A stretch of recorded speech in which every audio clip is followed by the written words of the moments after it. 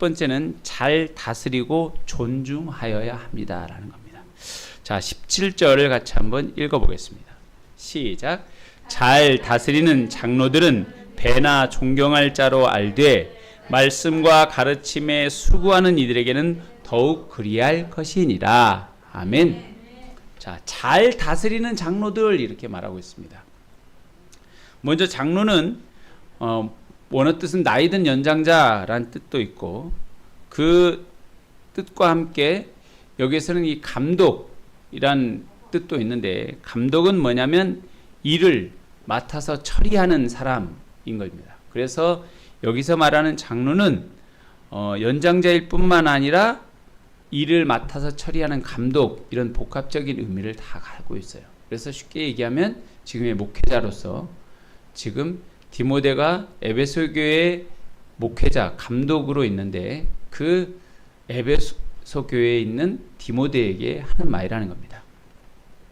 그래서 잘 다스리는 장로로서 네가 서야 한다라는 겁니다. 잘 다스려야 한다는 거예요. 어떻게 잘 다스려야 하냐? 뒤에 보면 22절에 뭐라고 써있냐면 편견 없이 이것들을 지켜 아무 일도 불공평하게 하지 말며 그런 겁니다. 편견 없이 모두에게 불공평하게 하지 말며라는 거예요. 모두에게 공평하고 모두에게 편견을 주지 아니하도록 세심하게 신경을 쓰라는 겁니다. 그래야만이 네가 잘 다스리는 자가 될 수 있다라고 말하고 있는 것입니다. 성경에서는 또한 요한복음에서 예수 그리스도께서 자기 자신을 가리켜서 뭐라면 나는 선한 목자라. 선한 목자는 양들을 위하여 목숨을 버리거니와 싹구는 목자가 아니요 양도 제 양이 아니라 이리가 오는 것을 보면 양을 버리고 달아나나니 이리가 양을 물어가고 또한 해치느니라 그랬어요. 나는 선한 목자이기 때문에 양들을 위해서 목숨을 버리기 위해서 이 땅에 왔다라고 말하고 있습니다. 그래서 예수님의 모습, 선한 목자로서 잘 다스리고 그 양들을 위해서 목숨까지 버리는 것, 이것이 잘 다스린다는 겁니다. 오늘 우리 이 목회자에게 있어서 참 더 중요한, 그리고 먼저 공동체의 리더들에게 있어서 책임은 뭐냐? 잘 다스리는 것은 치리와 권한의 그것을 넘어서서 뭐냐면 잘 섬기는 것이고 선한 목자로서 목숨을 아끼지 아니하는 겁니다. 이것이 잘 다스리는 거라는 거예요. 그러니까 오늘 이 사회 속에서 오늘 우리가 알고 있는 리더의 모습과 성경에서 말하고 있는 리더의 모습은 약간 다릅니다. 우리가 사회의 리더는 뭐냐면 권한이 많이 있죠. 권한이 많이 있어서 그 권한을 많이 행사하는 데에 초점이 맞춰져 있습니다. 그런데 성경에 있어서의 리더 그리고 장로, 감독에 대해서 말하고 있는 건 뭐냐면 잘 다스림, 불공평함이 아니고 편견이 없을 뿐만 아니라 선한 목자로서 목숨을 버린다는 겁니다.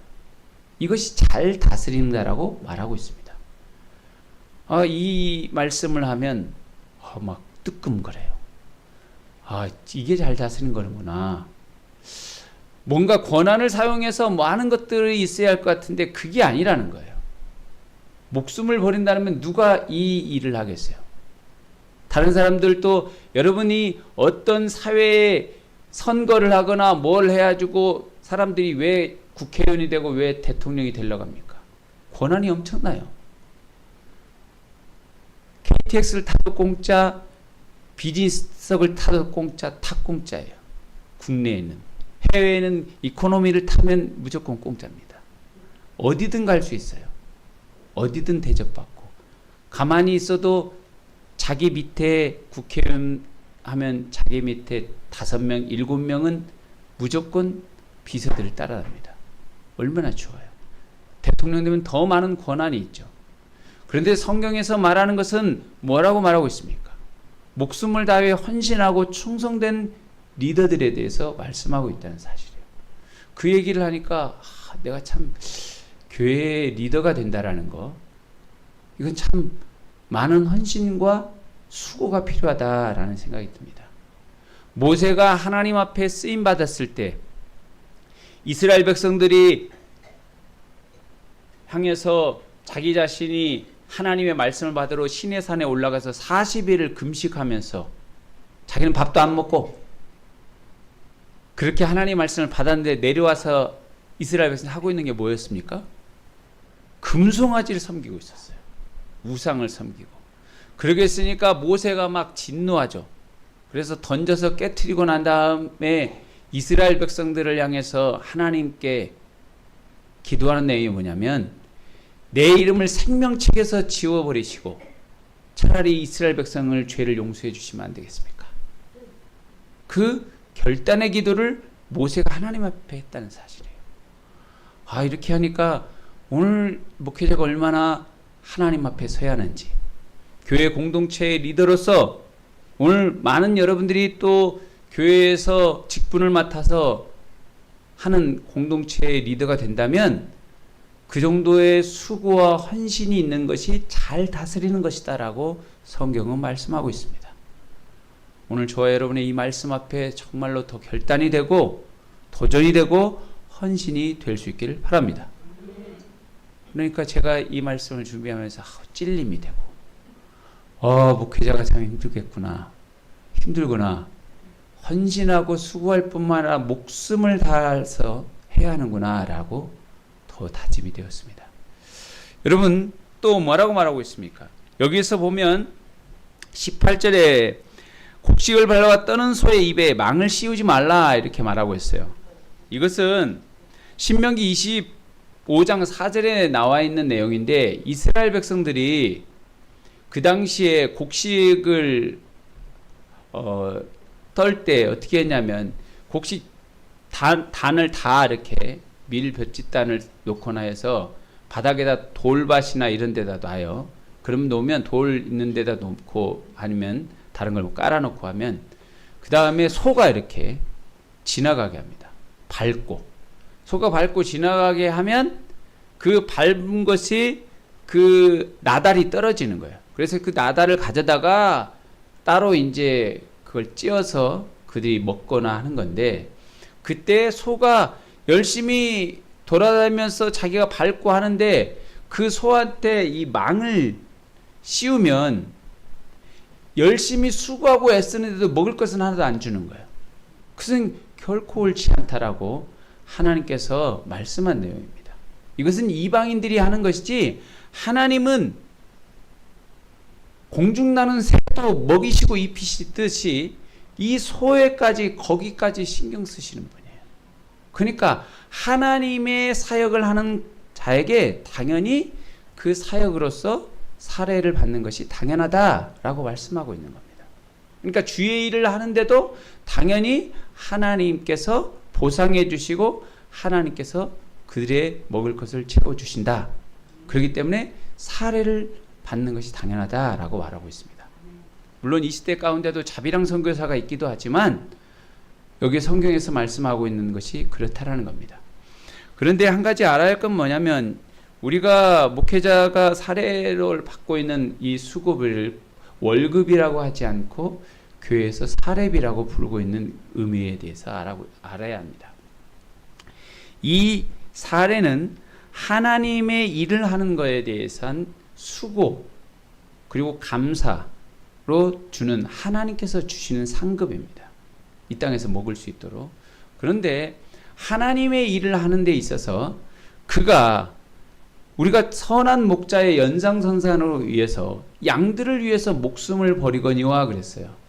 그래서 하나님의 일을 하다가 때로 목숨을 바치고 순교하는 일까지 주저하지 않고 마다하지 아니하는 것이 당연히 목회자다라고 말하고 있습니다. 여러분 월급을 받는 사람이 노동자로 보통 얘기하고 있는데 노동자가 직장을 위해서 목숨을 버리나요? 그러진 않죠.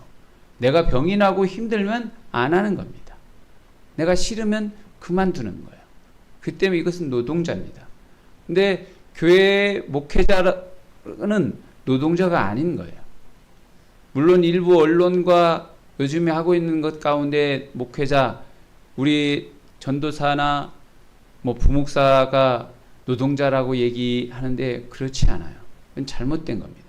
하나님의 일을 하기 때문에 그는 목숨을 바칠 수 있고 때로는 순교도 할 수 있는 것입니다.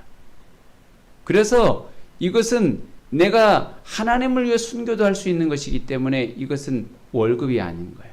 사례로 하나님의 일에 수고한 하나님께서 주신 이 땅에서 먹을 것이기 때문에 사례비라고 말하고 있는 것입니다. 그래서 분명히 말하는 것은 주님의 일에 헌신되고 할 때는 분명한 그 목숨과 순교의 자세가 분명히 있어야 한다는 사실을 보여주고 있는 것입니다. 뿐만 아니라 여기서 뭐라고 말하고 있냐면 존경할 자로 알되 그랬어요. 존경할 자로 알되. 존중해 줘야 한다는 겁니다. 존중해 줄 때 목회자가 앞에서 할 뿐만 아니라 옆에서 뒤에서도 존중해 줄 때 그 교회가 바로 설 수 있어요. 한 사람만 잘 한다고 해서 되는 게 아니라 함께 거들어주고 함께 박수 쳐주고 나아갈 때 그 공동체는 아름다운 공동체가 될 수 있을 줄 믿습니다. 오늘 우림교회 공동체도 믿음 가운데 여러분이 저를 존중해주고 우리 목회자를 또한 존중해줄 때 믿음 가운데 서나가게 될 수 있을 줄 믿습니다. 분명히 나아가면서 저도 잘못한 것이 있을 때는 또 말씀해 주시고 또 기도해 주시고 하면 오늘 하나님의 공동체가 믿음 가운데 서나가게 될 줄 믿습니다. 자, 두 번째, 교회 지도자와 믿는 자들의 책임 두 번째는 정결하게 하고 반드시 드러난다는 것을 알아야 합니다. 자, 같이 말씀 한번 21절, 22절 읽겠습니다. 아니 19절부터 먼저 읽습니다. 19절부터 시작. 장로에 대한 고발은 두세 증인이 없으면 받지 말 것이요 범죄한 자들 모든 사람 앞에서 꾸짖어 나머지 사람들로 두려워하게 하라. 22절. 아무에게나 경솔하게 안수하지 말고 다른 사람의 죄에 간섭하지 말며 내 자신을 지켜 정결하게 하라. 아멘. 자, 먼저 이 목회자에 대한 고발은 두세 증인이 없으면 받지 말라. 신중하게 하라라는 뜻입니다. 신중하게 하라는 거예요. 우리 성경에 보면 다윗이 사울 왕을 몇 번이나 죽일 수 있는 기회가 주어졌었어요. 그런데 그 동굴에서 사울이 자기에게 숨어 있는데 와서 볼일 보고 있을 때 죽일 수도 있었는데 옷자락만 베서 내가 당신을 죽일 수도 있었는데 하나님께서 세우셨기 때문에 내가 그렇지 않겠다. 이렇게 한 내용이 나옵니다. 여러분, 목회자는 하나님이 세우셨기 때문에 하나님께서 징벌하시고 하나님께서 치십니다. 여러분들이 따로 내가 먼저 치고 나가서 내가 선봉장이 되어서 누구를 끌어내야겠다 이런 건 하지 마십시오. 결코 옳지 않고 여러분들에게 결코 축복이 되지 않습니다. 일부 교회에서 싸움이 나는 교회들도 있고 하는 거 보면 어떤 사람 보면 목회자가 설교하고 있는데 너무 마음에 안 들어가지고 올라가가지고 강대상에서 몇 집사님들이 끌어당기고 밑으로 하는 너무 안 좋은 거 있는데 그렇게 하지 않아도 됩니다. 하나님께서 반드시 그 사람이 칠 수 있으면 치고 하는 거예요. 사울 왕이 다윗이 그렇게 고난당하고 핍박당했는데 사울 왕을 자기 손으로 치지 않죠. 결코. 하나님께서 칠 것이다. 하나님께 맡긴다라고 했는데 결국 사울 왕은 어떻게 하냐면 자기 스스로 나중에 블레셋에서 쫓겼을 때 자기가 스스로 자결해서 죽게 됩니다. 결국 하나님께서 치는 겁니다. 그러니까 좀 더딜지라도 기다리시고 한다면 하나님께서 분명히 할 것입니다. 그런데 더 중요한 사실은 뭐냐면 그러지 않기 위해서 정결하게 하라라고 말하고 있습니다. 여기서 보면 22절에 내 자신을 지켜 정결하게 하라. 교회 공동체의 리더가 있어서 정결하게 하는 것이 얼마나 중요한가. 믿음에 있어서도 정결하고 육체에 있어서도 정결하고 영적으로도 정결하게 하는 것이 참으로 중요하다는 겁니다. 교회 공동체에서 리더가 그럴 뿐만 아니라 여러분의 가정에서도 여러분이 공동체의 리더고 가장이고 엄마고 아빠일 경우에 여러분이 영적으로 믿음으로 육적으로 정결할 수 있기를 바랍니다. 그래야만이 그 가정이 공동체가 설 수 있게 되는 줄 믿습니다. 사람은 영적인 동물입니다. 영적인 동물이라고 말하고 있죠. 왜냐하면 영적으로 통하는 거예요. 하나님께서 그래서 뭐라고 말하고 있냐면 에베소에서는 뭐냐면 하나님은 영이시니 신령과 진정으로 예배할지니라 그랬어요. 영으로 통한다는 겁니다.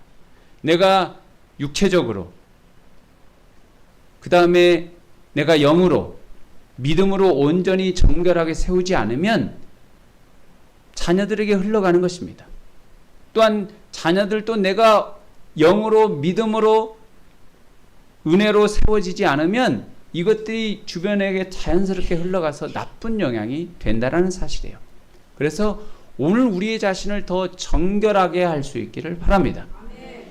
제가 그래서 하나님 앞에 항상 두려움과 떨림이 있어요. 혹시 내게 악함, 내게 혹 보이지 않는 악함이 오늘 우리에게 성도들에게 흘러갈까?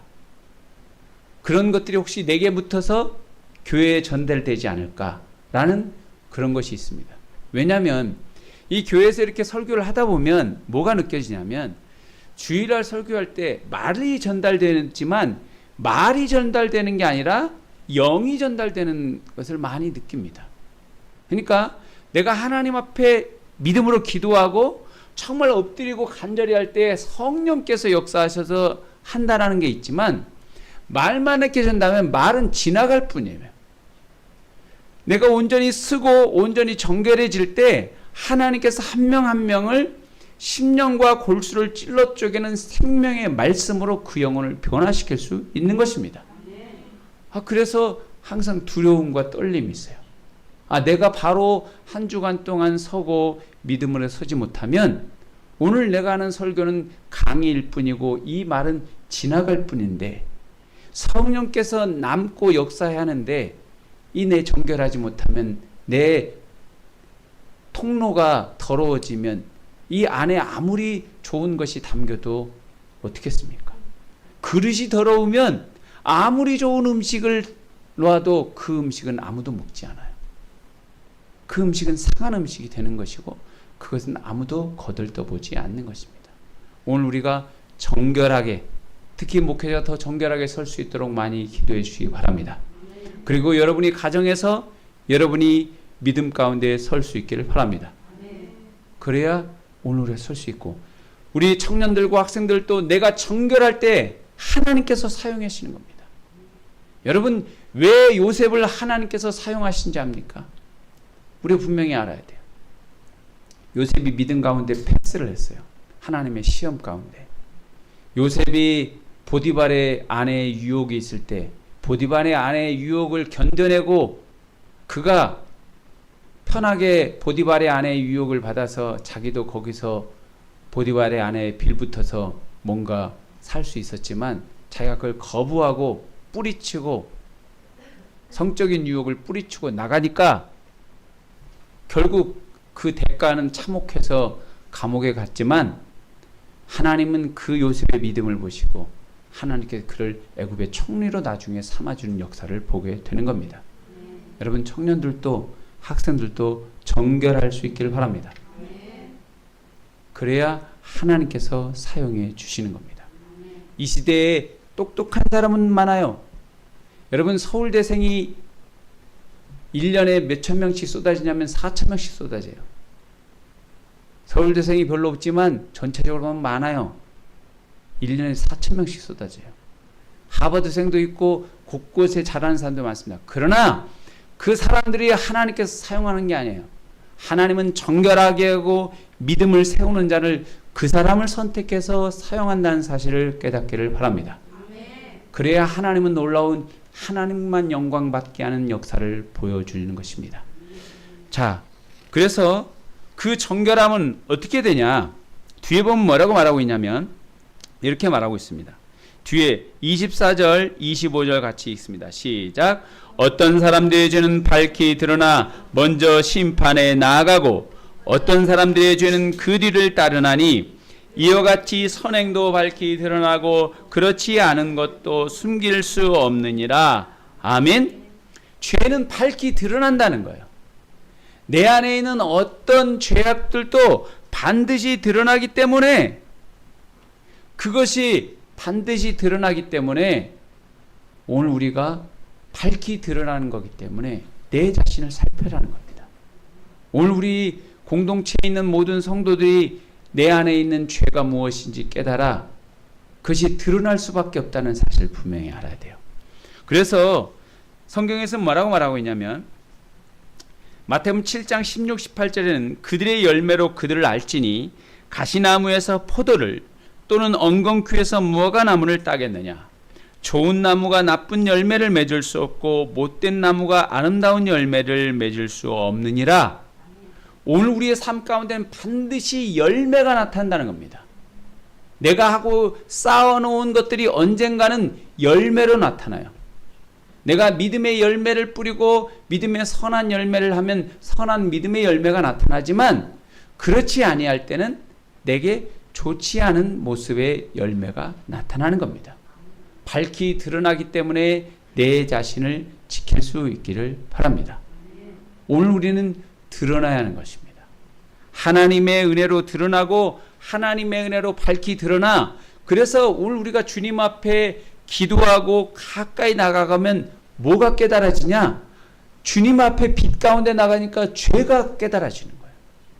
그래서 열심히 기도하다 보면 눈물이 나오는 이유가 뭐냐? 그리스도 예수 앞에서는 빛 대신 주님 앞에서 내 죄가 드러나기 때문이에요. 그러니까 내 죄가 드러나니까 어떤 거예요? 그전에는 숨기려고 해도 잊어버리려고 해도 그것이 감춰졌는데 예수님 앞에 가면 빛으로 드러나니까 그 죄악들이 떠올라서 그 죄악을 점점 멀리하게 되는 겁니다. 악은 모양이라도 버릴 수 있기를 바랍니다. 그래야 하나님께서 놀랍게 사용하시는 거예요. 결단해야 하는 겁니다. 아멘? 그 은혜가 있기를 바랍니다. 그래서 여러분, 악은 모양이라도 버리라. 우리 자녀가 뭐 유튜브 하나 보고 있는데, 유튜브 처음 시작하는데, 학생이 처음 시작하는데, 청년인가 시작하는데 처음 조회수가 44만 가까이 나왔대요. 뭐 했는 줄 알아요? 생전 담배를 한 번도 피워보지 않았는데 담배를 일주일 동안 피웠는데 보니까 100개 피나 피웠어요. 그래서 그 담배가 얼마나 자기의 해를 끼치는지, 그리고 담배에 중독되는지, 그거에 대해서 유튜브로 올려놨는데, 조회수는 많이 올려놨는데 일주일 피고 나니까 자기 이제 담배가 중독이 됐어. 담배를 못 끊는 거예요. 아무리 유튜브 조회 올려서 자기가 좀 성공하고 싶고 뭐 해도 악은 모양이라도 버려요. 좋지 않는 것은 따라하지 않는 거죠. 아무리 여러분들이 돈이 좋아도 옳지 않은 방법으로 여러분 돈을 버는 것에 여러분이 그곳에 발이 담가져 있지 않기를 바랍니다. 그래야 오늘 우리의 믿음 가운데 설 수 있어요. 근데 제 자녀가 그 유튜브를 보는데 마음이, 그 사람한테 너무 마음이 아프더라고요. 어떻게 처음 시작하는데 그런 걸 하는가? 나중엔 좀 이따 가서 마약도 하게 생겼다, 이 사람을 보니까. 마약의 중독에 대해서 한번 테스트 해본다고. 그런 건 안 하는 거죠.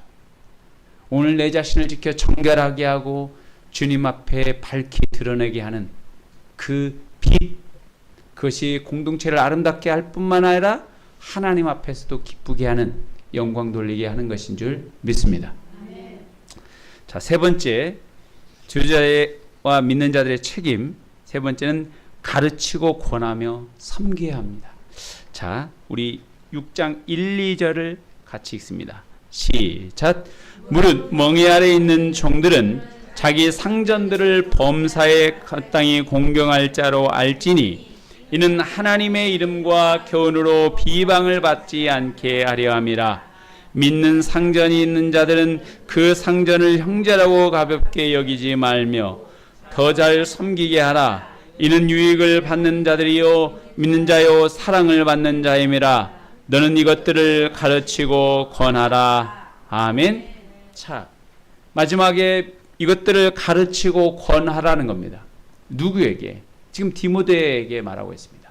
디모데는 나이가 꽤 젊은 나이에 지금 에베소 교회의 감독으로 지금 하고 있는데, 이걸 네가 힘쓰고 애써야 할 게 뭐냐? 하나님의 말씀을 가르치고 권하는 거라는 겁니다. 그래서 이것을 게을리지 말라는 거예요.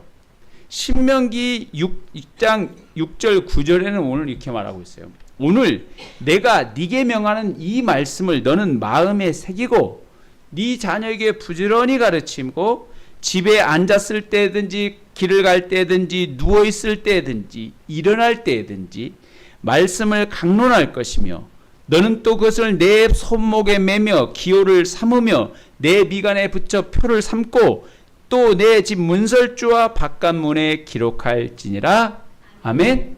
어떻게 하냐면 마음에 새길 뿐만 아니라 어떻게 하냐면 부지런히 가르치고 앉았고 길을 갈 때든지 누워 있을 때든지 일어날 때든지 하나님의 말씀을 강론하며 그랬어요. 말하고 이야기하라는 겁니다. 가르치라는 겁니다. 이렇게 중요한 것이 하나님의 말씀입니다.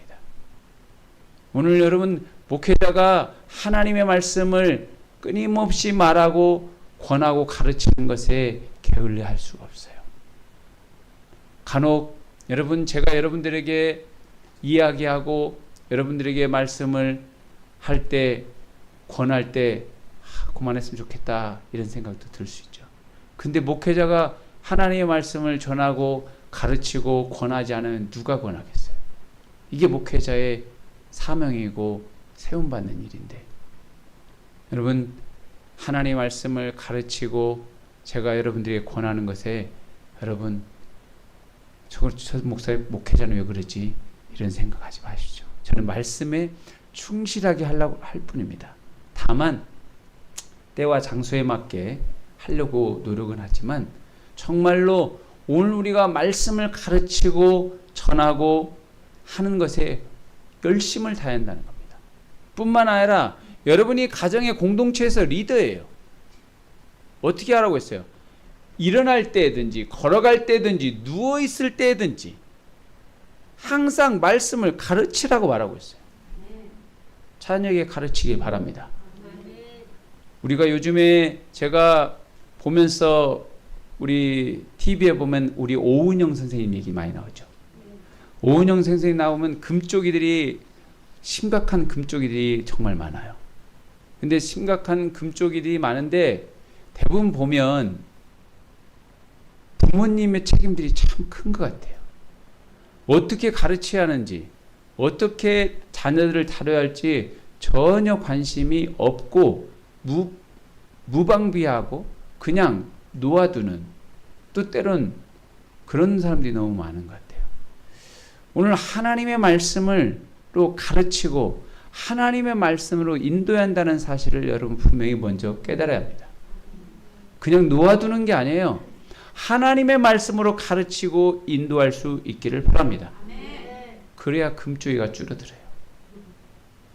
내게는 금쪽이지만 다른 사람 앞에 내놓으면 그 사람의 금이 아니라 그게 칼이 될 수가 있어요. 오늘 믿음으로 양육하고 가르칠 수 있기를 바랍니다. 그래서 끊임없이 말해야 돼요. 말씀을 하라고, 쓰고 읽고 하라고. 여러분 그렇게 할 수 있기를 바랍니다. 그래서 여러분 제가 집에서도 말씀을 이렇게 읽으라고 쓰라고 제가 매일 새벽 끝나고 제가 이제 애들 있으면 6시 반에 저희 집은 깨웁니다. 6시 반에 깨우는데 6시 반에 깨우면 하는 게 말씀 읽고 쓰기부터 먼저 시켜요. 일어나면. 왜냐하면 그때 아니면 못 쓰거든요. 물론 그때 쓰면 참 좋긴 한데 또 좀 있으면 이제 제가 또 운동하러 가거나 하면 자고 있어요. 그럼 뭐 하긴 하지만 여러분 말씀 읽기 쓰기를 먼저 해가지고 시험 때도 게을리하지 않도록 빼먹지 않도록 그렇게 하고 있습니다. 여러분이 할 수 있기를 바랍니다. 또 간혹 또 하고 있지 않을 때는 내가 옆에서 써요. 그러면 자녀들이 안 할 수가 없어. 부모가 하는데 옆에서 안 할 수가 있겠어요? 하죠. 여러분 말씀 읽기 쓰기 가르치십시오. 여러분들이 하십시오. 거실에서. 방에서 쓰지 마세요. 거실에서 쓰세요. 그러면 같이 할 수 있습니다. 그래서 하나님의 공동체가 가르치고 권할 수 있는 그런 믿음에 세워지는 공동체가 될 수 있기를 바랍니다. 그래야 설 수 있어요. 하나님의 말씀, 그런즉 누구든지 그리스도 안에 있으면 새로운 피조물이라, 이전 것은 지나갔으니 보라 새 것이 되었도다. 하나님의 말씀만이 우리를 새로운 피조물로 만들 수 있는 그 믿음이 있기를 바랍니다. 말씀이 아니면 우리에게 변화시킬 수 없는 겁니다. 그러니까 여러분이 자녀에게 1억 원짜리 수표를 주는 것보다 하나님의 말씀을 가르칠 수 있길 바랍니다. 오늘 우리 학생들과 청년들에게 내게 중요한 스펙이 무엇이냐고 말하거든 자격증이라고 말하기 이전에 하나님의 말씀이 나의 능력이고 성령의 검이고 칼이라고 말할 수 있길 바랍니다. 내가 가지고 있으면 하나님이 나를 사용하시는 거예요. 그 공동체가 또한 어떻게 잘 섬겨야 합니다. 여러분, 오늘 우리 공동체가 더 말씀을 전하는 자에게 잘 섬겨야 합니다. 도와주고 섬기고 그 유익을 받았기 때문에 하면 그 공동체는 아름답게 세워질 수 있을 줄 믿습니다. 오늘 우리 우림교회 공동체가 여러분의 믿음의 가정에서 여러분 또한 공동체의 리더입니다. 여러분들이 직장에 가면 여러분들이 복음을 전하는 믿음의 아브라함이에요. 나는 교회에서 별것도 아닌 것 같고 나는 목회자도 아니지만 직장에 가면 믿는 사람 몇 명 없습니다. 여러분은 믿음의 아브라함이에요. 믿음의 조상과 같아요. 학교에도 마찬가지예요. 가면 여러분이 믿음의 조상과 같습니다. 믿음의 공동체로 설 수 있기를 바랍니다. 그 전하는 리더가 여러분이고 또한 동시에 오늘 우리가 잘 섬기고 존중하고 따를 때 아름다운 공동체가 이루어진다는 사실을 믿고 주님 앞에 온전히 이 한 주간 믿음으로 설 수 있기를 소원하고 기도합니다.